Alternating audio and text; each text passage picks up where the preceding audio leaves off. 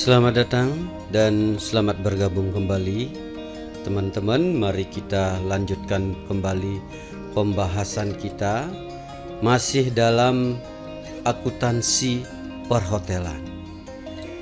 Di akuntansi perhotelan kita sudah selalu membahas yaitu di section income audit. Di income audit itu kita membahas dalam daily revenue report. Nah, di dalam daily revenue report kita sudah membahas dari contoh-contoh soal dari tanggal 1 Januari mulai dari awal tahun sampai akhir tahun 31 Desember 2022. Dari semua contoh-contoh yang kita sudah bahas, kita dapat menarik suatu kesimpulan bahwa inti dari tugas dan tanggung jawab income audit. Nah, dari daily revenue report yang dihasilkan oleh income audit, maka tugas job desk daripada income audit itu bisa secara sederhana kita bisa simpulkan seperti yang pertama itu adalah bahwa daily revenue report manual itu prosesnya adalah dari semua laporan FO department dan F&B department. Jadi bill-bill yang ada di FO dan di FB itulah dasar dari proses daily revenue report. Dalam hal ini kita berbicara mengenai DRR secara manual. Nah, yang kedua, bahwa dokumen sebagai pendukung atas penjualan per hari itu selalu dicek kelengkapannya.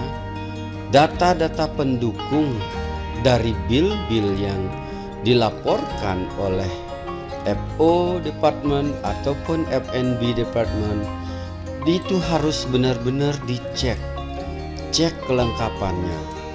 Seperti misalnya tanda tangan tamu ataupun garansi letter yang harus jelas ini dari siapa menggaranti dari tamu yang menginap di hotel. Itu semua dokumennya harus lengkap. Seandainya kurang, itu kita bisa mintakan kembali dari masing-masing departemen yang membuat laporan tersebut. Yang ketiga, bahwa penjualan itu yang merupakan sumber dari revenue, sumber dari pendapatan dicek dengan teliti sehingga tidak ada loss revenue, tidak ada kehilangan pendapatan, tidak ada late charge. Nah, disinilah peranan dari seorang income audit setelah mendapatkan laporan dari FO, dari F&B itu selalu dicek dengan teliti satu persatu secara detail, dilihat data-data pendukungnya apakah sudah sesuai dengan rate misalnya, dengan harga misalnya. Itu semua harus di cross check sehingga kita tidak kehilangan revenue ataupun pendapatan. Yang keempat, bahwa income auditor itu bersama dengan general kasir mengecek penjualan cash, uang cash yang kita terima, uang cash yang ada di dalam remittance. Itu semua dicek dengan apa yang kita lihat di bill, apa yang kita cross check di bill itu. Ada penjualan cash, berapa cashnya, kita summary, cocokkan dengan remittance yang ada. Jadi disinilah manual itu sedikit ada pekerjaannya menjadi sedikit ribet. Tapi kenapa kita melakukan manual? Biasanya itu adalah transaksi yang tidak begitu besar, transaksi yang volumenya tidak begitu banyak. Itulah makanya diputuskan untuk melakukan laporan secara manual. Nah, disinilah peranan dari income audit Mengecek itu cashnya berapa, fisik dari uangnya harus dihitung juga. Dan selanjutnya, apabila ada penjualan dengan kredit, penjualan dengan ada namanya fasilitas kredit yang diberikan kepada travel agent, company, ataupun perusahaan-perusahaan lain yang sudah ada perjanjian kreditnya, tamu menggunakan pembayarannya dengan kartu kredit, credit card, menggunakan debit card, payment link, dan jenis pembayaran lainnya yang mana uangnya itu belum kita terima, fisik uangnya belum ada di bank ataupun yang kita terima secara cash. Nah, semua dokumen itu lengkap harus diserahkan kepada account receivable untuk melakukan penagihan. Nah, selanjutnya hal yang lebih penting yang harus diingat itu ada sebuah beberapa pengertian yang seharusnya tidak terjadi miss di dalam melakukan laporan, membuat suatu laporan. Seperti misalnya dalam Daily Revenue Report kita mengenal today. Today itu adalah revenue yang dicatat, pendapatan yang diperoleh, dicatat di hari di mana revenue itu diperoleh. Kalau dia di tanggal 1 Januari berarti revenue-nya di 1 Januari. Di 2 Januari, begitu juga terusnya, bukan terakumulasi. Jadi di hari tersebut saja. Kemudian kita mengenal month to date, MTD. Nah, di sini baru akumulasi dari revenue di bulan di mana revenue itu diperoleh. Kita hitung kalau 1 Januari belum ada akumulasi, today, month to date itu sama nilainya, sama dengan laporannya dengan today-nya.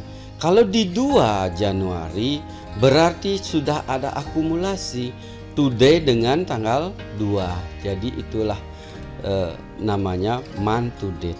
Akumulasi dari revenue di bulan di mana revenue itu diperoleh. Nah, pengertian yang selanjutnya adalah year to date, YTD. Nah, di sini akumulasi dari revenue di tahun di mana revenue itu diperoleh. Jadi akumulasi kalau di 1, 2 Januari berarti month to date, year to date itu sama. Beda pencatatannya month to date dan year to date-nya di Februari, 2 Februari, today, month to date, year to date pasti berbeda. Nah, begitu pula selanjutnya seperti contoh-contoh yang kita sudah bahas di video-video kita yang sebelumnya. Nah, hal-hal inilah yang perlu dipahami supaya di dalam melakukan pekerjaan, mencatat, membuat suatu laporan secara manual itu menjadi lebih mudah. Nah, selanjutnya setelah dari apa yang sudah kita bahas di income audit, dari DRR dan income audit sebelumnya juga sudah menampilkan jurnal-jurnal. Ada baiknya kita juga mereview kembali bahwa di income audit itu baik kita bekerja secara manual maupun dengan menggunakan sistem, hal yang tidak boleh dilupakan adalah jurnal dari setiap transaksi. Bagaimana kita membuat sebuah jurnal, karena dari jurnal inilah kita bisa membuat sebuah laporan. Dari today-nya itu setiap hari jurnalnya seperti apa, itu yang perlu teman-teman pahami. Apa yang harus kita catat di sebelah debit, apa yang menjadi catatan di sebelah kredit. Nah, jurnalnya itu seperti apa? Jurnalnya bisa kita lihat seperti di bawah ini. Umpamanya kalau debitnya, biasanya kalau kita menerima uang yang di debit bertambah, berarti kas dan bank itu bertambah di sebelah debit, makanya dia posnya adalah di sebelah debit karena kita akan menerima pembayaran. Di sebelah kreditnya adalah revenue. Revenue ini juga sudah kita bahas itu dibagi lagi. Kalau dia umpamanya kita room revenue, maka kita tulis, kita bukukan, kita jurnal room revenue, kemudian service charge revenue, kemudian tax-nya PB1-nya. Itu semua account-nya ada di kredit. Jadi lawannya cash atau bank revenue, room revenue, service charge dan tax PB1 ataupun PHR. Nah, itu kalau jurnal di mana penjualan dibayar secara cash ataupun melalui bank transfer. Nah, disitulah jurnal secara umum jurnalnya seperti ini. Bagaimana halnya kalau penjualan secara kredit? Nah, debitnya adalah piutang. Jadi dia menimbulkan piutang. Uang belum kita peroleh secara gini bahwa dia mendapatkan kredit fasilitas. Jadi kita bukukan di debit adalah piutang.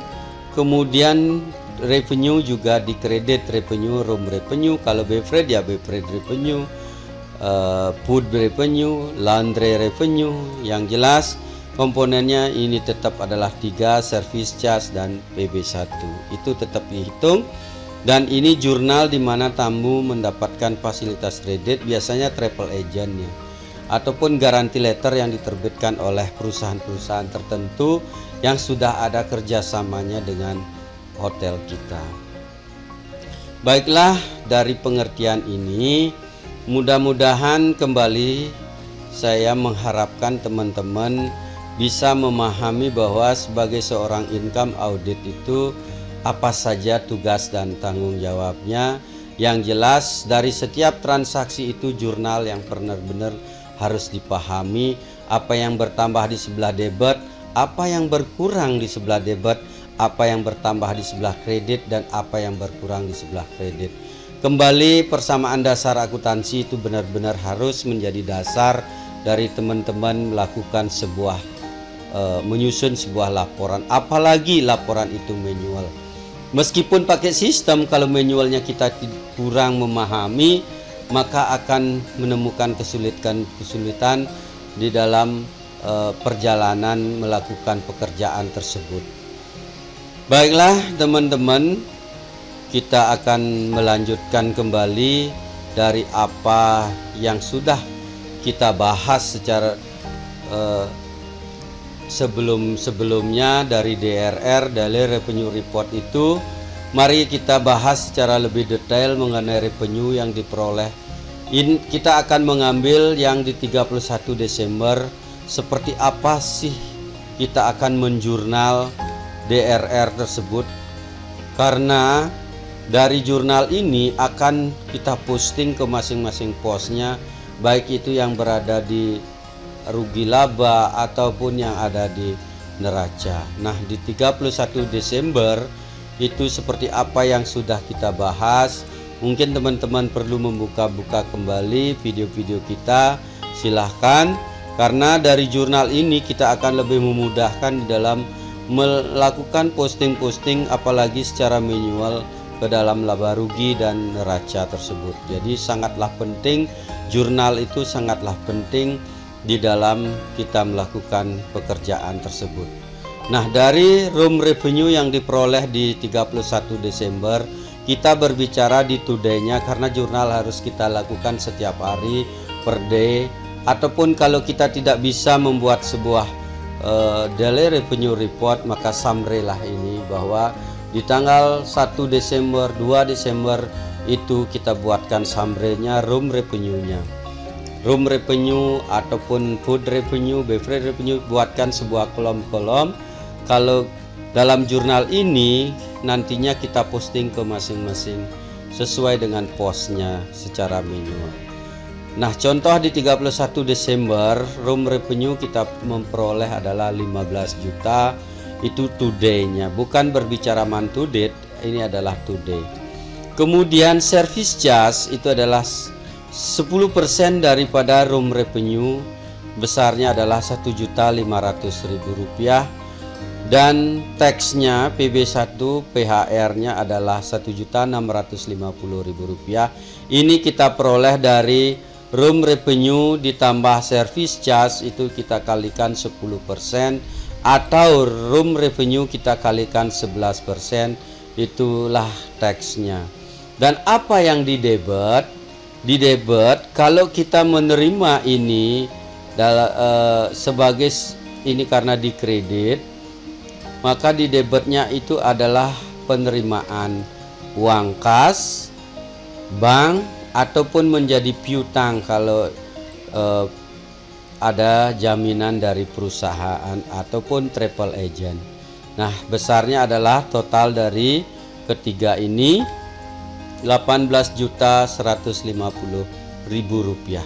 Itulah makanya inilah nanti kita posting ke posnya masing-masing, sehingga setiap hari kita melakukan ini akan terakumulasi setiap bulan dan akan terakumulasi setiap tahunnya.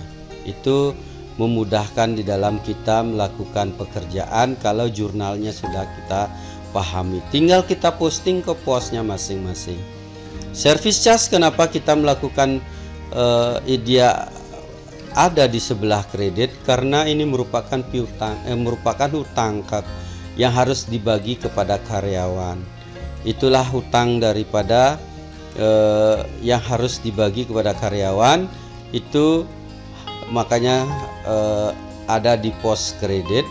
Tax juga PB1 kita akan setorkan ke Pemda daerah, pemerintahan daerah, itu juga merupakan menjadi hutang, makanya dia di sebelah kredit. Makanya dari semua sumber penerimaan ini kita kumpulkan di dalam kas ataupun bank ataupun piutang, yang nantinya akan kita bagikan kalau service charge ke masing-masing posnya, taxnya kita setorkan ke Pemda daerah. Nah, selanjutnya juga contoh-contoh selanjutnya food revenue, kemudian service charge-nya dari food revenue itu, kemudian tax-nya PB1-nya berapa dan debitnya apa. Itu sama seperti contoh-contoh ini. Begitu pula di beverage revenue, kemudian service charge-nya 10% dari beverage revenue, kemudian tax PB1-nya 10% dari beverage revenue ditambah service charge kali 10%, dan kas bank atau piutang di sebelah debit.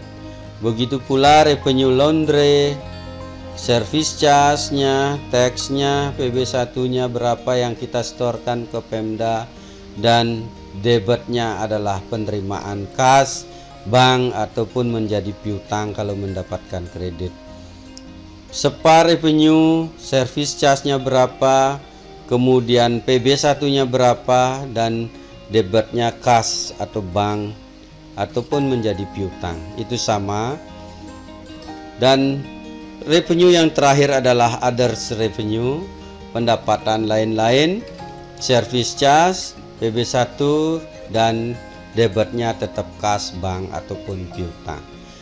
Nah, dari semua catatan-catatan jurnal-jurnal yang kita lakukan setiap hari tersebut, kita juga dapat menyimpulkan bahwa jurnal yang kita buat di today-nya di tanggal 31 Desember itu adalah, kalau kita bisa simpulkan semua, room-nya, revenue-nya dari room revenue, food revenue, beverage revenue, laundry revenue, spa revenue, kemudian sampai others revenue, itu kita kumpulkan ke dalam revenue secara keseluruhan di satu hari itu.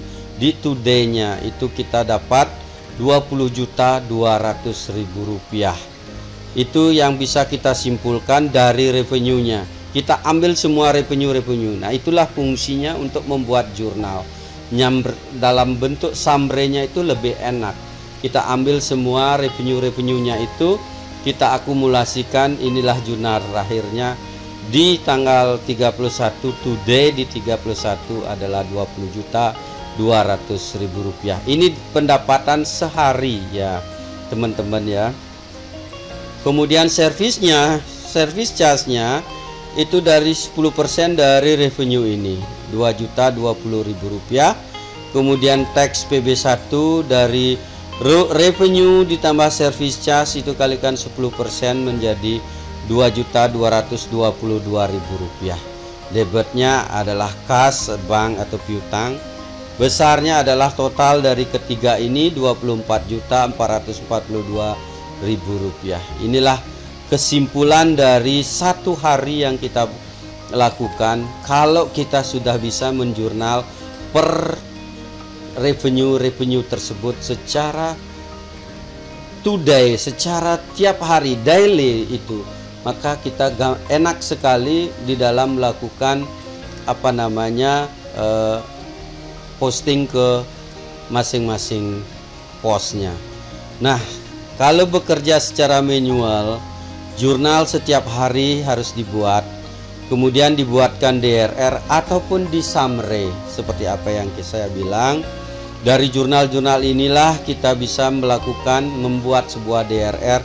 Ini kita berbicara kalau kita bekerja secara manual, dan kita bisa summary sehingga akumulasi month to date dan akumulasi year to date bisa kita hitung. Setiap hari itu bisa kita hitung. Today-nya berapa, month to date tinggal akumulasi berapa today, berapa hari kemarin ditambahkan today-nya, itu month to date. Begitu juga year to date. Nah, seperti apa yang sudah kita bahas. Dari keseluruhan ini saya yakin teman-teman pasti bisa memahami, karena sudah banyak sekali contoh yang kita berikan, yang kita bahas secara bersama-sama. Kali ini cukup sampai di sini. Kita bertemu kembali dalam pembahasan berikutnya. Terima kasih.